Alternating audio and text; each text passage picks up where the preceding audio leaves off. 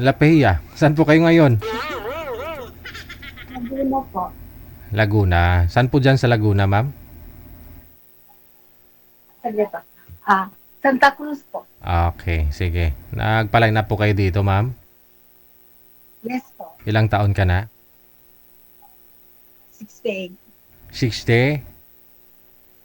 68 na. Okay. Oo.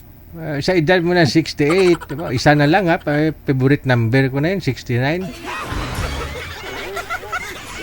Kailan ho kayo magbe-birthday? Nag-birthday na po ako noong July 12. Aha. Taga? Noong July 12 po. July 12. Okay. So next year ka pa pala mag-69. Sino pong kasama mo dyan? Isa kong anak, binata pa. Binata pa.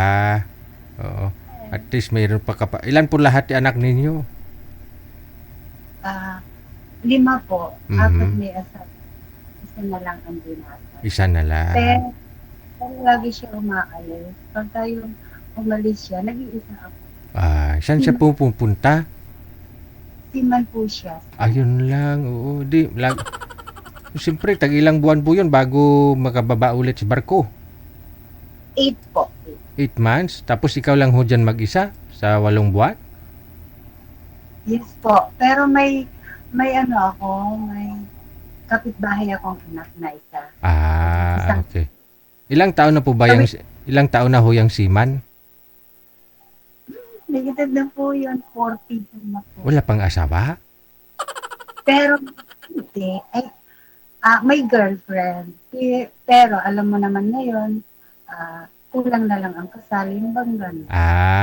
Kumbaga nagaganon-ganon naman sila kahit papano. Pero, walang kasal. Wala pa ho silang anak. Wala pa. Hindi, magaling. Ayun no, ikaw, wala rin pong asawa. Paano yung kamay mo? Masakit? Ano to kasi may kambing ako. May... Ayan yung kambing. Yun nga. Sabi ko may... Tapos? Tapos po, yung hawak-hawak ko yung tali kasi isusuga ko siya. Ngayon, biglang tumatakbo yun kasi pag biglang may kumagat sa paa nila na minsan, langgam lang, tatakbo talaga, hinila ka. Ganon? Hawak ko yung tali, hindi ko nabitawan. Napa-twist ko ng pagano. Dinipend ko. Kailangan kasi, kung kailangan mo ng bitawan mo na talaga siya. Kasi kung alam mong nasasaktan ka na, bitawan mo. Hayaan mong doon pumunta sa malayo, pumunta doon sa iba. Huwag ka lang masaktan.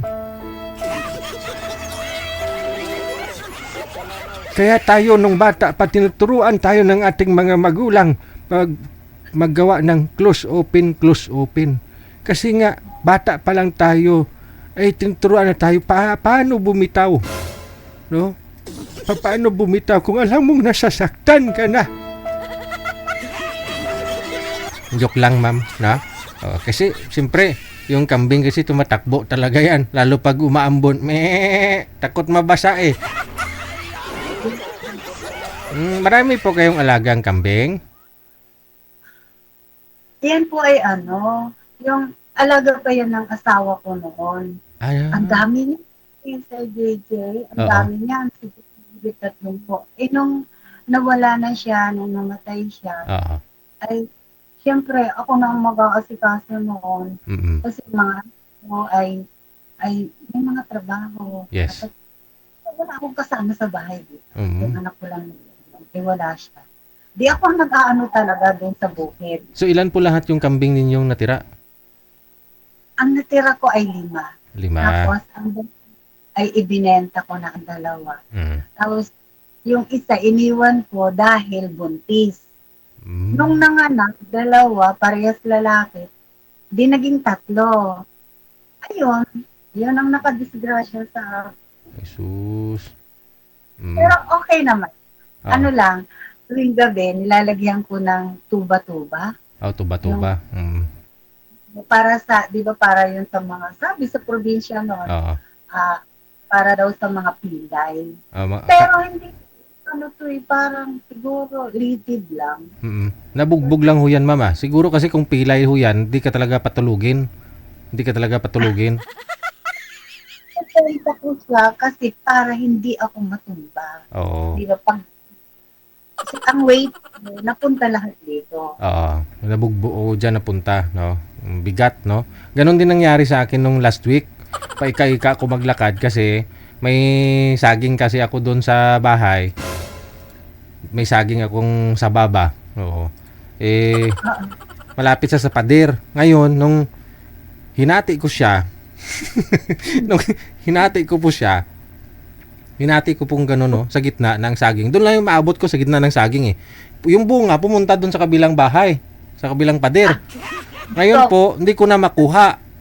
Hindi ko na makuha, ginawa ko, umakyat ako doon sa saging na pinutol, yung sa mismong puno niya. Tapos umakyat ako doon, no. Tapos pumatong ako doon sa pinutulan niya. Yung kaliwang kong paa, tapos yung kanan doon sa pader. Ngayon nag-slide ako. Nag-slide ako. Oo, nag-slide kasi nga basa nga po yung saging, 'di ba? Oo, tapos nakatsinilas ako. Medyo maulan pa. Nag-slide ako. Aray, gumanon. Pero medyo okay na. Last week talaga ganun ako maglakad, tabingi.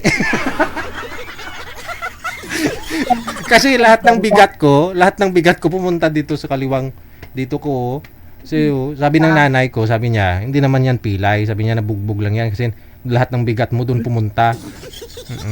Yun po yung nangyari sa'yo. Isang linggo ko na rin inindang yun kasi nung nagninong nga kami sa kasal nung linggo last week. Ganon ako maglakad. Kasi yung bunga ng saging andun sa kabilang pader.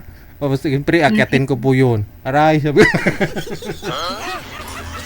Wala lang, napakwento lang. Sige madam ha. So anong hanap mo? Yung may makakasama ka sa buhay, ganun. Kasi mahirap naman po yung wala kang kasama dyan. Wala kang katulong no? Ganun, massage. Okay. Kasi 68 ka na, no? Edaran pala ni Madam Esther to. So, madam ha, kung meron na mo siyang makakausap, manager. Sige. Baba ko po muna ang tawag, ma'am ha. Tatawag po ako ulit. Tapos ilapit niyo po yung cellphone sa inyo para lumakas-lakas ang busis mo, ha? Okay.